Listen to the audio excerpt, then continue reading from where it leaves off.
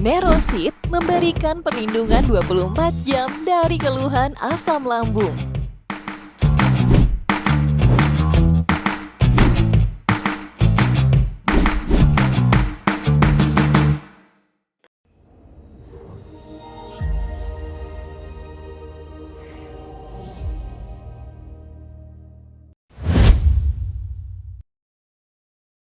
Bismillahirrahmanirrahim. Assalamualaikum warahmatullahi wabarakatuh. Bihamdillahi wassalatu wassalamu ala rasulillah wa ala alihi wa sahbihi wa mawalah wa la hawla wa la quwata illa billahi wa ba'du. Alhamdulillah, segala puja dan puji hanya milik Allah subhanahu wa ta'ala. Salawat dan juga salam kita hadiahkan kepada Rasul kita Nabi besar Muhammad sallallahu alaihi wa ala alihi wasallam. Hadirin dan hadirat yang dimuliakan Allah subhanahu wa ta'ala, pembahasan di malam hari ini, karena masih suasana bulan Rabiul Awal, kita masih bicara seputar manusia terbaik, manusia pilihan Allah subhanahu wa ta'ala, Nabi kita Muhammad sallallahu alaihi wa alihi wasallam. Dan pembahasan di malam hari ini kita fokus kepada perjalanan Nabi sallallahu alaihi wasallam kelak pada hari kiamat. Jadi kalau sejarah Nabi ketika di dunia mulai lahir, hijrah sampai wafatnya mungkin sering dengar. Tapi bagaimana perjalanan Nabi sallallahu alaihi wasallam di akhirat? Inilah yang kita akan bahas di malam ini. Ma'asyiral muslimin wal muslimat rahimakumullah. Banyak dijelaskan dalam hadis-hadis yang sahih tentang sosok Nabi sallallahu alaihi wasallam di akhirat dan apa yang dilakukannya. Kita urut berdasarkan beberapa riwayat. Pertama, bahwa saat manusia dibangkitkan dari alam kubur-kubur mereka, setelah tiupan sangkakala kedua Israfil, maka yang pertama kali dibangkitkan dalam kubur itu adalah Rasul kita Muhammad sallallahu alaihi wasallam. Dan itu berdasarkan sabda beliau sendiri, ana awal man yanshaqu anhul qabr. Sayalah yang pertama kali manusia yang dibangkitkan dari dalam kubur. Jadi Rasul sallallahu alaihi wasallam adalah manusia yang pertama kali sebelum ada yang dibangkitkan dalam kubur itu adalah beliau sendiri. Walaupun dalam beberapa riwayat Rasul sallallahu alaihi wasallam ketika dibangkitkan itu dia melihat Nabi Musa juga dibangkitkan. Kemudian Rasul mengatakan, aku tidak tahu apakah aku dulu ataukah dia. Tapi yang jelas bahwa pendapat yang kuat bahwa yang pertama kali dibangkitkan kelak pada hari kiamat dari kubur-kubur mereka adalah Rasul kita Muhammad sallallahu alaihi wasallam, baru kemudian disusul dengan yang lainnya. Lah ketika manusia kemudian sudah dibangkitkan semuanya, sejak zaman Nabi Adam sampai yang terakhir mati, Anda bisa bayangkan berapa jumlahnya itu. Tidak ada yang tahu kecuali Allah jumlahnya. Maka Nabi sallallahu alaihi wasallam pun kemudian menunggu umatnya di telaganya. Karena setiap para nabi itu punya telaga. Likullin nabi haudun, kata Rasul. Setiap nabi itu punya telaga untuk memberi minum umat-umatnya. Lah telaga yang paling besar adalah telaga yang dianugerahkan Allah kepada Nabi, yang alirannya disebutkan dari telaga Al-Kautsar yang ada di sorga. Dan inilah sesuai dengan pendapat yang kuat di antara para ulama ketika berselisih pendapat. Letak telaga itu di mana? Apakah setelah titian Sirat Mustaqim, ataukah setelahnya, atau terbentang di antara titian? Tapi pendapat yang kuat wallahu alam, wal ilmu indallah, adalah sebelum titian, artinya berada di padang mahsyar. Maka masing-masing umat itu akan menuju telaga masing-masing nabi yang mereka imani sebelum mereka mati. Lah Nabi kita Muhammad SAW tentu adalah nabi bagi umat Islam, sehingga yang masuk kepada telaga itu hanya umatnya saja. Lah disebutkan dalam riwayat bahwa yang pertama kali minum dari telaga itu adalah Ahlul Yaman, orang-orang yang berasal dari negeri Yaman. Mereka adalah orang-orang Ansar, orang-orang yang menolong Nabi SAW semasa hidupnya. Dan ini salah satu bentuk kemuliaan orang-orang Ansar di akhirat, karena di dunia orang-orang Ansar itu tidak diberikan kesempatan untuk memimpin, karena para pemimpin Islam itu semua dari kalangan muhajirin. Baik Abu Bakar Siddiq radhiyallahu an, dia muhajirin. Kemudian Abu Bakar meninggal diganti Umar, muhajirin lagi.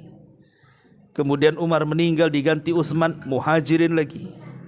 Kemudian Utsman meninggal diganti Ali, muhajirin lagi. Kemudian Ali diganti Hasan ibn Ali, juga muhajirin. Terus sampai kepada sistem kerajaan, baik dari Bani Umayyah, raja pertama Muawiyah juga muhajirin. Kemudian tumbangnya Daulah Umayyah dan berdirinya Daulah Abbasiyah pun muhajirin, dan begitu seterusnya. Jadi orang-orang Ansar itu tidak diberikan kesempatan untuk memimpin. Maka sebagai imbalannya, maka orang-orang Ansar kelak di akhirat, mereka orang yang pertama kali meminum telaga Nabi SAW sebelum yang lainnya. Dan ini kemuliaan orang-orang Ansar. Lah Nabi SAW berdiri di telaga itu menanti umatnya. Apabila umatnya satu persatu terus berdatangan meminum dari telaga Rasul, karena masalahnya orang yang satu kali minum dari telaga Rasul itu sudah tidak akan haus selamanya. Sebagaimana Rasul mengatakan, man syariba minhu lam yadma anhu abada. Maka siapapun yang meminum dari telaga Rasul itu selamanya tidak akan haus. Kenapa demikian? Karena mereka akan dihadapkan kepada matahari yang didekatkan di atas kepala. Secara otomatis mereka akan kehausan. Makanya orang yang meminum dari telaga Rasul itu tidak akan haus selamanya. Masalahnya, ketika ada sekelompok orang yang mau masuk ke dalam telaga Rasul, tiba-tiba diusir, tidak boleh minum. Maka Nabi SAW kemudian memanggil-manggil mereka dan mengatakan, ummati ummati, ya Rabb, mereka umatku. Kenapa kau usir mereka? Biarkan mereka masuk dan minum. Tapi Allah Subhanahu wa ta'ala mengatakan kepada Rasul kita, ya Muhammad, innaka la tadri ma ahdatsu ba'daka innahum ghayyaru wa baddalu. Wahai Muhammad, engkau tidak tahu dengan umatmu itu, setelah meninggalmu umatmu itu sudah jauh dari sunnahmu, jauh dari syariatmu, bahkan merubah-rubah petunjuk dan juga ajaran. Biarkan mereka tidak minum. Menjadi khilaf para ulama, siapa orang-orang yang terusir dari telaga Nabi ini? Ada yang mengatakan mereka adalah orang-orang Islam yang murtad. Jadi orang-orang yang dulunya Islam kemudian murtad, maka mereka tidak akan pernah minum dari telaga Nabi. Ada yang mengatakan mereka adalah ahlul bid'ah, orang-orang yang suka melakukan bid'ah. Karena mereka lah orang-orang yang jauh dari sunnah Nabi. Mereka tidak akan minum dari telaganya. Ada yang mengatakan mereka adalah murtakibul kabirah, orang-orang yang gemar melakukan dosa besar, melakukan zina, minum khamar, judi, pokoknya dosa-dosa besar. Mereka tidak akan minum dari telaga Rasul. Ada yang mengatakan mereka orang-orang munafik. Wallahu a'lam. Tapi yang jelas bahwa Nabi SAW akan menunggu umatnya telaga ini. Setelah semua minum dari telaganya, kemudian mereka pun dikumpulkan di sebuah padang yang disebut dengan padang mahsyar. Disinilah kemudian manusia pun berusaha untuk datang kepada setiap para nabi. Setiap nabi datang untuk memintakan syafaat kepada Allah Subhanahu wa taala. Ya wajar, bagaimana tidak? Mereka ingin segera tahu nasib mereka. Sementara matahari didekatkan di atas kepala 1 mil, kemudian keringat pun bercucuran tidak ada henti, kemudian tidak ada makan, tidak ada minum, kondisi mereka harus berdiri, sehingga mereka bertanya-tanya nasib mereka seperti apa. Makanya mereka cobalah mendatangi Nabi Adam. Kemudian Adam pun menolak dan tidak bisa memberikan syafaat. Kemudian datang kepada Nuh. Nuh pun sama, tidak sanggup memberikan syafaat. Kemudian datang kepada Ibrahim. Ibrahim pun angkat tangan. Kemudian datang kepada Musa. Musa pun sama.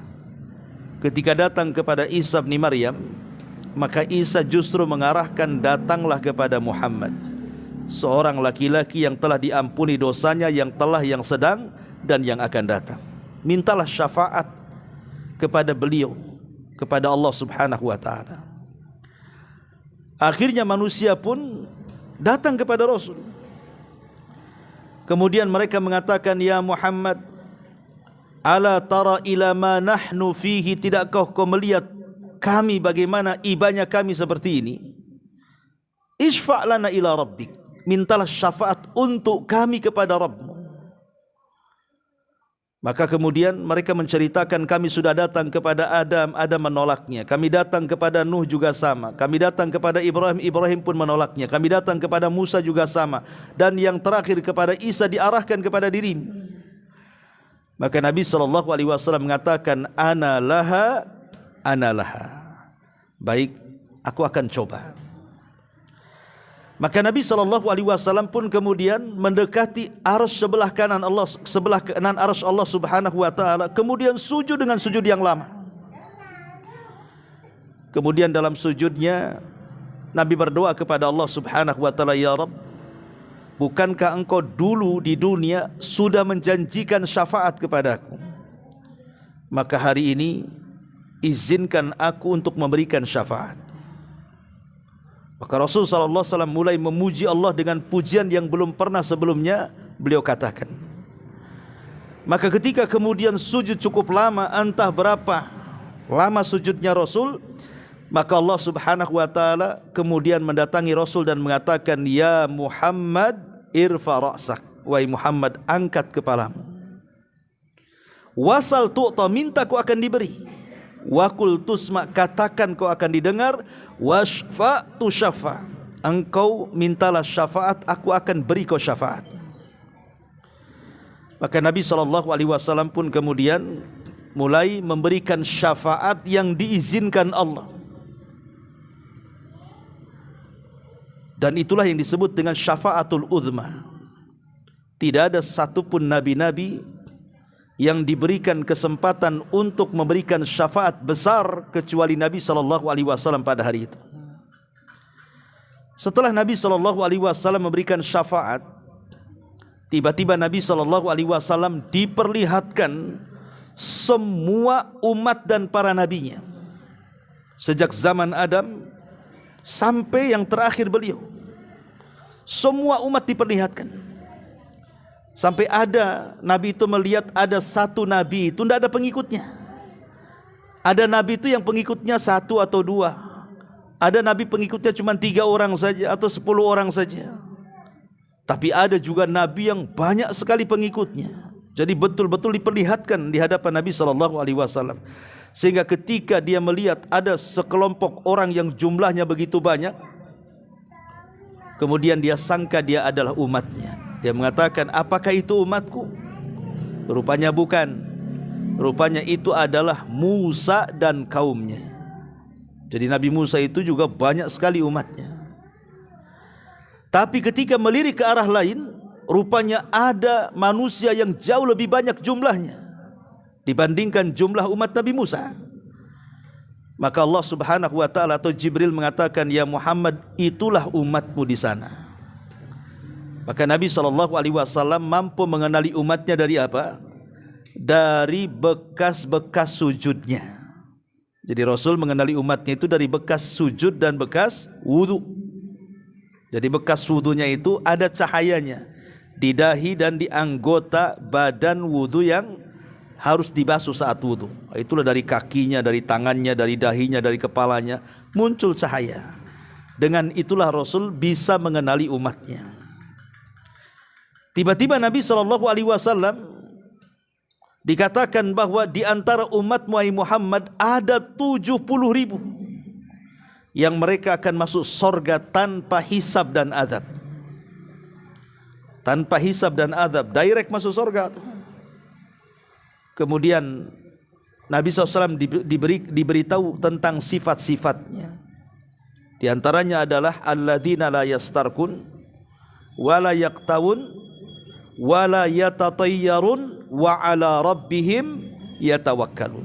Jadi 70.000 orang yang masuk surga tanpa hisab dan azab itu, di antara sifat-sifatnya adalah orang yang tidak minta diruqyah, orang yang tidak minta diobati dengan besi yang dibakar, orang yang tidak tatayur menganggap untung dan buntung itu karena sebab burung atau yang semacamnya, dan orang yang senantiasa bertawakal kepada Allah Azza wa Jalla. Mereka lah orang-orang yang akan masuk surga tanpa hisab dan azab.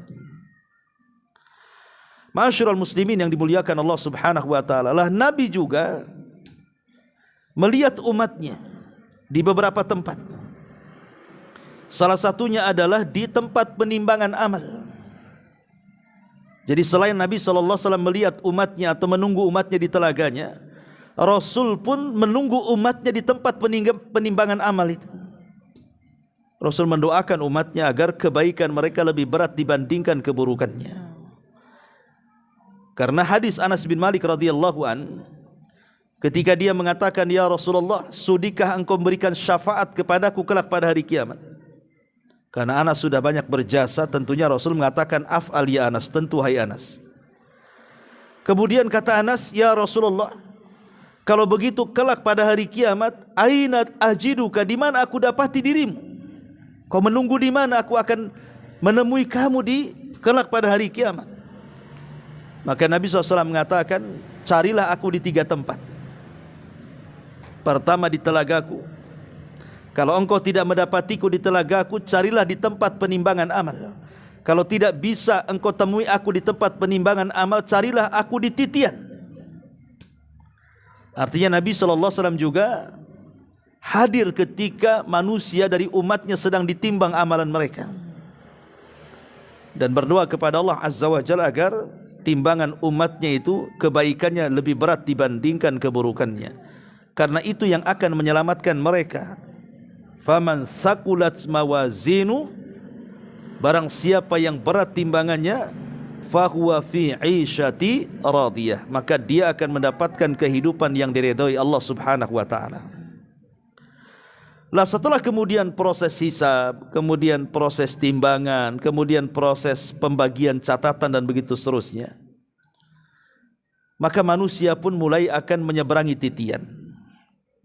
Memang menjadi khilaf ulama akidah tentang apakah semua orang akan melewati titian itu, baik mukmin atau kafir, ataukah hanya orang-orang yang beriman, di mana orang kafir itu mereka akan langsung masuk ke dalam neraka tanpa melewati titian. Ya, ada sebagian ulama mengatakan bahwa orang kafir tidak akan menginjak titian, mereka langsung dimasukkan ke neraka. Tapi ada juga ulama mengatakan bahwa orang kafir juga akan melewati di titian, tetapi baru saja mereka melangkah, mereka sudah pada berjatuhan ke dalam jahanam. Lah orang yang pertama kali menyeberang titian itu adalah Nabi. Nabi kita Muhammad sallallahu alaihi wasallam. Dialah orang yang pertama kali menyeberang. Kenapa? Karena umat Rasul adalah umat yang pertama kali menyeberang sebelum umat-umat yang lainnya. Lah Rasul yang pertama tuh menyeberang. Nanti setelah Rasul sudah sampai di ujung titian, maka Nabi sallallahu alaihi wasallam akan melihat umatnya setiap yang menyeberang. Rasul akan berdoa kepada Allah. Allahumma salim salim, ya Allah selamatkan dia, ya Allah selamatkan dia. Setiap umatnya menyeberang, Rasul meminta kepada Allah diselamatkan. Walaupun kenyataannya ya ada yang selamat, ada yang tidak, tergantung amalannya. Tapi bagaimana Nabi SAW sayangnya dengan kita, ketika kita ini meniti titian sirat itu, Rasul terus berdoa kepada Allah, Allahumma salim salim, ya Allah selamatkan umatku, selamatkan umatku. Setelah kemudian umatnya diselamatkan oleh Allah Azza wa Jal, sebagian mereka ada yang terjatuh, ya sebagian mereka mampu menyeberangi, karena kan macam-macam tuh, ada yang seperti kilat atau sudah di ujung, ada yang seperti kuda balap, ada yang seperti pelari dan begitu seterusnya. Ketika mereka sudah berada di Kontoro, Kontoro itu sudah ujung daripada titian tuh, di depannya sudah pintu-pintu sorga tuh. Disinilah terjadi namanya apa? Qisas. Orang yang zalim dan orang yang dizalimi dari kalangan kaum muslimin akan berjumpa di tempat ini. Ada yang bangkrut karena pahalanya diberi, ya. Ada yang harus menanggung dosa karena dosa orang lain dipikul dia. Ada yang masih ada stok pahala sehingga ada kesempatan masuk surga. Ada yang habis pahalanya kemudian terlempar kembali ke neraka. Banyak peristiwa di Kontoro ini. Tapi setelah kemudian itu terjadi, qisas itu, maka manusia mulai mendekati pintu-pintu sorga. Berjubellah manusia di situ itu. Karena Rasul yang mengatakan, sayati alaikum zaman, akan datang waktunya nanti orang itu berdusel-dusel di pintu-pintu sorga. Mereka tidak bisa masuk masalahnya, ya. Karena pintu sorga walaupun seluas itu tidak dibuka, dan tidak ada yang bisa membuka. Dan sudah dibuka oleh para nabi pun tidak bisa dibuka. Lalu siapa yang membuka pintu sorga itu? Maka Nabi SAW mengatakan, Ana awal man aftatihu babal jannah. Sayalah orang yang pertama kali membuka pintu sorga. Maka Nabi SAW mendekati pintu-pintu sorga kemudian mengetuknya. Apabila Rasul mengetuknya, kemudian penjaga pintu sorga malaikat Ridwan akan mengatakan, Man, siapa kamu? Maka Rasul mengatakan, Ana Muhammad, saya adalah Muhammad. Maka Ridwan mengatakan, Umirtu alla aftah li ahadin qablaka ya Muhammad. Aku sudah diperintah Allah untuk tidak boleh membuka pintu sorga kecuali engkau yang minta. Kecuali engkau yang minta, kata malaikat Ridwan. Akhirnya kemudian semua pintu sorga dibuka satu persatu. Dan pintu sorga jumlahnya berapa? 8. Adapun pintu neraka jumlahnya 7. Kenapa pintu sorga dilebihkan 1 dibandingkan pintu neraka? Untuk menunjukkan kasih sayang Allah itu lebih luas dibandingkan kemurkaannya. Makanya dilebihkan 1. Ya. Lah setelah kemudian pintu-pintu sorga dibuka, maka pintu itu akan diperuntukkan kepada orang-orang sesuai dengan kerajinan dia di dunia saat ibadah. Dia rajin apa? Bagi yang rajin sholat, maka dari pintu sholat malaikat akan mengatakan, Hai orang-orang yang rajin sholat, masuk dari pintu sini. Kalau ketika di dunia dia rajin sedekah, maka malaikat yang ada di pintu sorga lain mengatakan, Hei orang-orang yang ahli sedekah, masuk kau dari sini. Termasuk juga orang-orang yang ahli puasa, maka mereka akan masuk dari babur rayyan. Bab pintunya untuk orang-orang yang berpuasa, tidak ada yang masuk kecuali orang yang rajin puasa dari pintu itu. Sampai Abu Bakar Siddiq radhiyallahu an bertanya kepada Rasul, ada enggak orang yang masuk dari 8 pintu? Suka-suka dia entah masuk dari pintu pertama, kedua, ketiga. Ada enggak orang yang suka-suka dia masuk dari semua pintu? Maka Rasul mengatakan, ya, dan aku harapkan engkaulah orangnya, katanya. Kata Rasul mengatakan, ya ada, dan saya berharap engkau yang seperti itu. Kepada Abu Bakar. Ini menunjukkan keistimewaan Abu Bakar Siddiq radhiyallahu anhu. Apakah cuma Abu Bakar saja? Tidak. Ada juga seperti para wanita, ibu-ibu.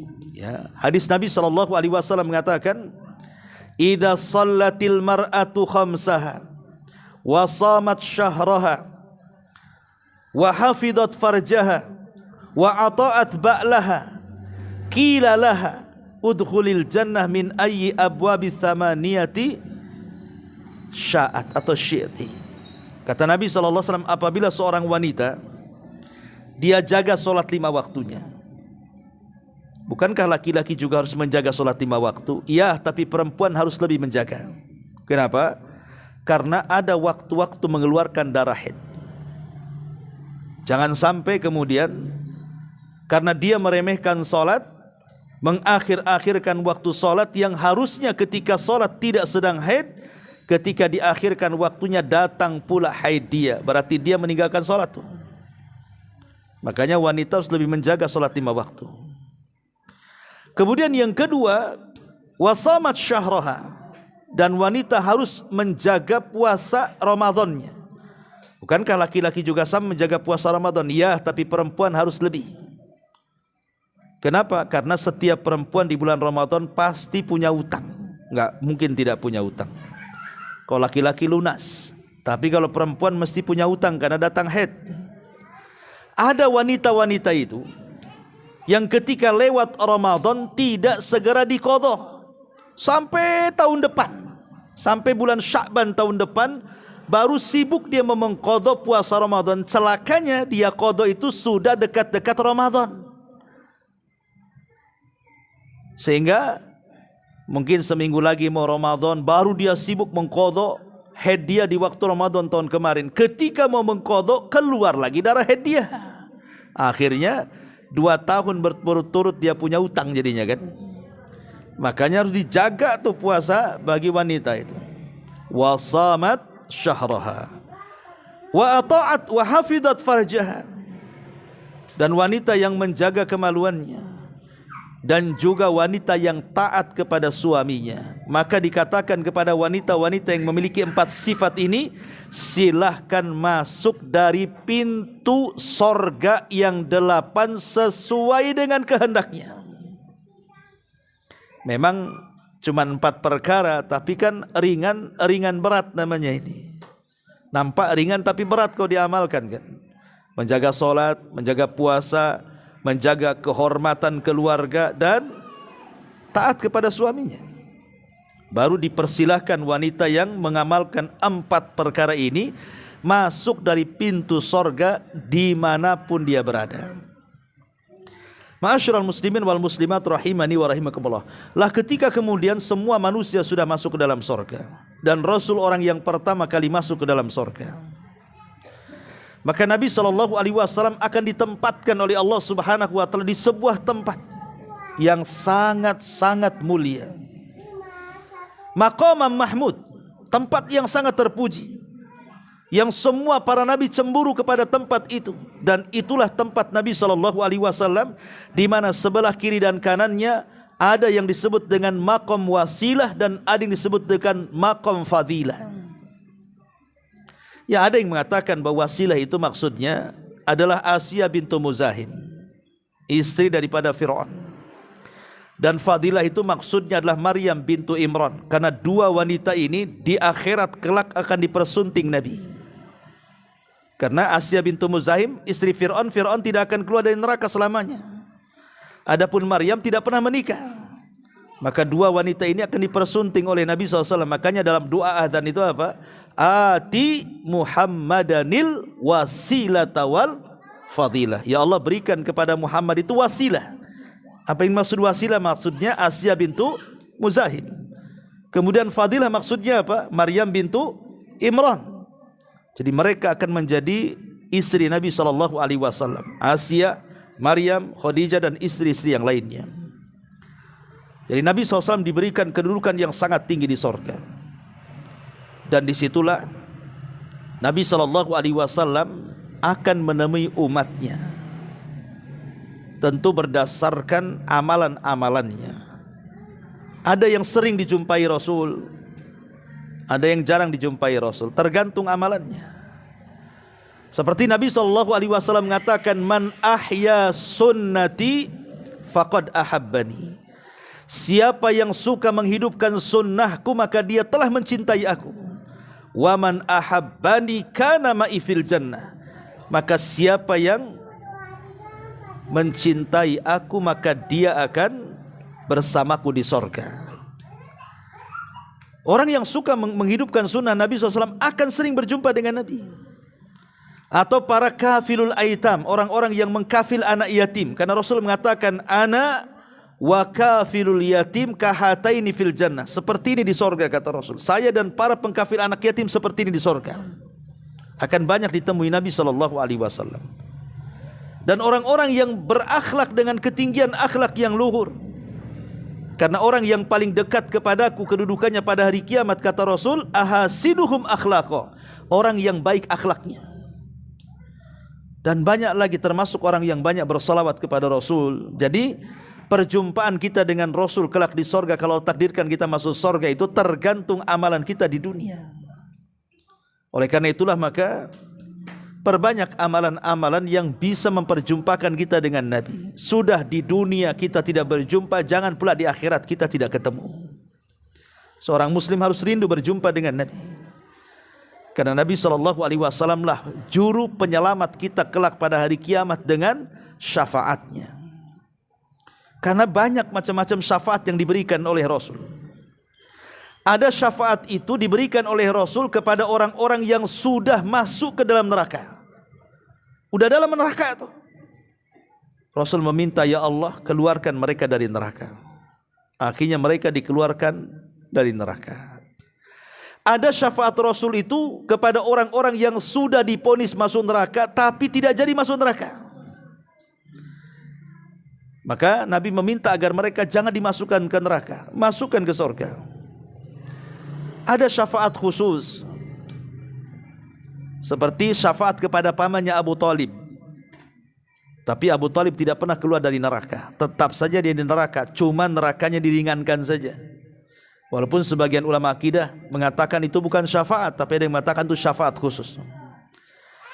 Ya, dan pada hari kiamat, orang yang paling beruntung dan orang yang paling bahagia dengan syafaat Rasul adalah orang yang mengatakan la ilaha illallah, alias orang-orang yang muwahhid, ahli tauhid. Kata Rasul sallallahu alaihi wasallam, as'adun nas bi syafaati yaumal qiyamah man qala la ilaha illallah. Orang yang paling bahagia dengan syafaatku pada hari kiamat adalah orang yang mengucapkan kalimat tauhid la ilaha illallah. Subhanallah, ya. Itulah sekilas tentang perjalanan Nabi SAW. Kalau saya ringkas, maka Nabi SAW orang yang pertama kali bangkit dari kuburan. Kemudian setelah itu Nabi SAW menanti umatnya di telaganya. Kemudian setelah itu ada proses syafaatul uzma. Maka Nabi SAW diizinkan untuk memberikan syafaatul uzma. Termasuk Rasul diperlihatkan semua Nabi dan umatnya. Bahkan Nabi SAW dan umat Islam akan menjadi saksi bagi semua para Nabi. Jadi umpamanya Nabi Nuh itu dikumpulkan beserta umatnya. Maka Allah bertanya kepada Nuh, Nuh, sudahkah kau sampaikan risalahku kepada umatmu? Kata Nuh, sudah. Maka Allah akan mengatakan kepada umat Nuh, umat Nuh, betul Nuh sudah menyampaikan risalahnya. Kata umatnya, dusta ya Rabb, Nuh tidak pernah menyampaikan risalahnya kepada kami. Maka Allah mengatakan, ya Nuh, adakah saksi bahwa engkau sudah menyampaikan risalahmu kepada umatmu? Maka Nuh mengatakan, ya, aku punya saksi. Kemudian ditunjuk kepada Rasul dan umatnya kita-kita ini. Maka Allah Subhanahu wa ta'ala juga akan memanggil kita di hadapan Allah dan mengatakan, kenapa engkau mau jadi saksi akan Nuh? Apakah dia menyampaikan risalah atau tidak? Maka kita akan mengatakan, ya Rabb, tentu kami siap menjadi saksi bagi Nabi Nuh. Allah mengatakan, bukankah kalian tidak hadir saat Nuh hidup di zaman itu? Kau enggak ketemu zamannya, macam mana akan jadi saksi? Maka umat Rasul dan umatnya mengatakan, yang mengatakan Nuh menyampaikan risalah itu bukan kami ya Rabb, tapi engkau sendiri. Kemudian dibacakan Al-Quran yang menceritakan tentang perjuangan Nuh berdakwah kepada kaumnya. Maka Allah pun membenarkan Nuh dan mendustakan umatnya. Ya, jadi banyak perjalanan Nabi SAW selama di akhirat di mana mereka atau Rasul SAW betul-betul mengurus umatnya. Kalau bisa jangan sampai ada satu pun umatnya dimasukkan ke dalam neraka. Tapi sekali lagi, neraka dan sorga milik Allah. Allah lah yang menentukan siapa yang masuk sorga dan siapa yang masuk ke dalam neraka. Wallahu a'lam bishawab. Ini di antara perjalanan Nabi SAW di akhirat, ya mungkin tidak bisa dibentangkan panjang-panjang. Sebelum saya tutup, kalau ada yang mau bertanya, silahkan kita buat tanya jawab. Kalau tidak, kita tutup. Ya, ada waktu 10 menit. Iya. Assalamualaikum warahmatullahi wabarakatuh. Waalaikumsalam warahmatullahi wabarakatuh. Ini mungkin agak sedikit keluar dari tema. Boleh. Jika misalkan ada orang misalnya zalim ke kita, misalnya maaf nih dalam bentuk uang gitu. Oke. Misalnya itu apakah kita sebaiknya mengikhlaskan atau seperti dalam bentuk utang misalnya? Apa kita sebaiknya mengikhlaskan atau Iya. kita tuntut nanti di akhirat kita benar-benar zalim lagi? Iya. Ya, alhamdulillah. Tentang masalah utang piutang, ada hadis Nabi SAW yang mengatakan, man yassara am mu'sirin fid dunya yassarallahu anhu fid dunya wal akhirah. Siapa yang memudahkan kepada orang yang dihutangi, maka Allah akan mudahkan urusannya di dunia, dan Allah juga akan mudahkan urusannya di akhirat. Apa yang dimaksud memudahkan orang yang dihutangi itu? Pertama, dengan cara memberikan tangguhan lebih lama lagi. Ya sudahlah, kalau engkau tidak sanggup bayar bulan ini, saya tambah 3 bulan lagi, atau setahun lagi, atau kapan-kapan kau ada uang bayar. Ya. Yang kedua, atau dengan cara mengurangi nominal hutangnya. Kalau hutangnya 10 juta, kau bayar 5 juta sajalah. 5 jutanya saya sedekahkan. Atau yang paling tinggi, ya betul-betul mengikhlaskan. Sudah saya ikhlaskan. Bukan berarti diikhlaskan di dunia tidak ada perhitungan di akhirat. Tetap masih ada perhitungan di akhirat. Cuman di dunia kita ikhlaskan supaya kita dapat pahala maksudnya. Tapi perhitungan dia di akhirat belum selesai. Ya. Kita ikhlaskan. Lah inilah bentuk memudahkan orang yang kita hutangi, memberikan tangguhan waktu, atau memangkas hutangnya, atau mengikhlaskan secara keseluruhan. Ulama mengatakan, kalau kita menghutangi uang kepada orang, setiap hari kita mendapatkan pahala sebesar nominal hutang yang kita berikan kepadanya. Jadi kalau seandainya, makanya kenapa makin lama tangguhan makin banyak pahala. Tapi makin sedikit waktu tangguhan, ya sedikit juga pahalanya. Karena hutang piutang dalam Islam itu memang murni soal sosial. Tidak boleh mengambil keuntungan dalam hutang piutang. Kalau ada keuntungan dalam hutang piutang, maka jatuhnya riba. Ingat ya, hutang piutang dalam Islam itu murni sosial. Hutang segitu bayar segitu. Tidak bisa hutang segitu bayarnya lebih. Nanti jadi rentenir, nanti jadi riba nantinya ya. Jadi memang murni soal sosial. Makanya karena ini urusan sosial, berpahala.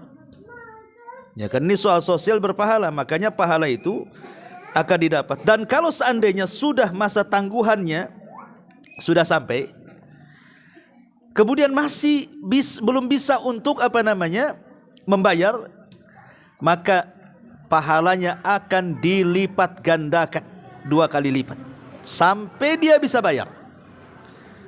Kalau sampai kiamat tidak bisa bayar, setiap hari antum dapat pahala dari dia 2 kali lipat. Itu kalau kita paham tentang pahala kan gitu ya. Itu di dunia, belum lagi di akhirat. Makanya kemudian ketika kita memudahkan orang yang dihutangi itu, maka pahalanya besar sekali. Ustaz, dia zalim. Ya, zalim itu urusan dia dengan Allah. Ada perhitungan sendiri. Tapi saya ingin dapat pahala dari meminjamkan uang. Ya sudahlah, kalau tak mau bayar saya sedekahkan sajalah. Kalaupun dipaksa percuma juga, nggak akan mungkin bayar. Karena zalim. Ya. Jadi satu sisi urusan zalim biar dia dengan Allah, tapi urusan kita dengan Allah berbeda lagi. Kita ingin dapat pahala dari itu, ya sudah diikhlaskan saja. Wallahu a'lam. Iya. Bismillah, izin bertanya Ustadz, hukum berjualan atau menerima pesanan acara gereja. Iya.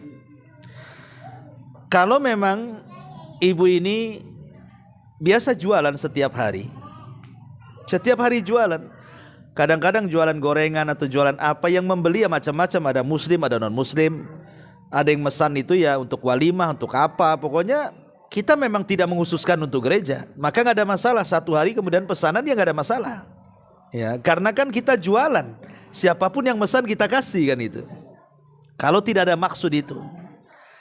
Tapi kalau maksudnya memang ibu usaha itu karena hanya untuk itu, pesanan itu saja, ya enggak boleh lah. Apalagi acara-acara yang jelas-jelas gitu ya, acara-acara yang di situ mempengaruhi akidah kita. Seperti Natal itu kan acara-acara yang bertentangan dengan akidah kita. Sebab kalau kita mengucapkan selamat Natal artinya kita mengakui Isa itu Tuhan. Isa itu anak Tuhan, Isa itu satu di antara 3 Tuhan. Isa itu disalib di tiang gantungan, padahal kita katakan Isa belum mati. Ya kan, kalau acara-acaranya memang menyimpang, ya enggak boleh. Tapi kalau ibu kan hanya jualan, siapapun yang pesan ya silakan saja. Nah itu lihat apakah dia jualan secara umum, tiba-tiba ada yang pesan dari sana, ada yang pesan di sini, ada masalah. Tapi kalau jualan khusus, memang dia tidak pernah buka kecuali untuk itu, itu tak boleh. Ya, karena dihususkan kan itu. Wallahu a'lam. Ya kalau, tapi ahsannya kalau memang bisa ditolak walaupun gambaran yang pertama, ya itu lebih baik lagi. Insya Allah rizki Allah akan Allah ganti. Insya Allah Allah gantilah. Oh ini sayang Ustadz, banyak pesanannya ini, udah kegambar untungnya. Allah maha kaya. Allah maha kaya, insya Allah Allah ganti. Ya. Wallahu a'lam. Taib, sampai di sini. Subhanaka wa bihamdika asyhadu an la ilaha illa anta astaghfiruka wa atubu ilaik. Assalamualaikum warahmatullahi wabarakatuh.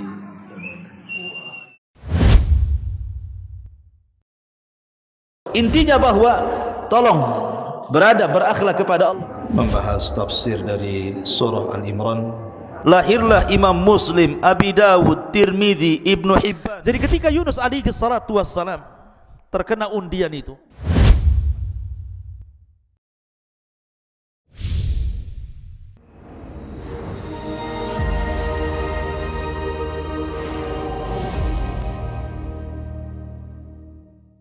Nerosit memberikan perlindungan 24 jam dari keluhan asam lambung.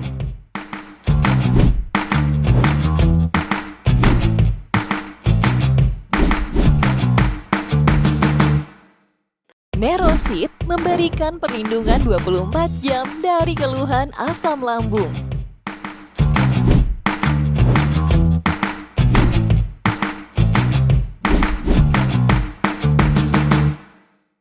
Nerosit memberikan perlindungan 24 jam dari keluhan asam lambung.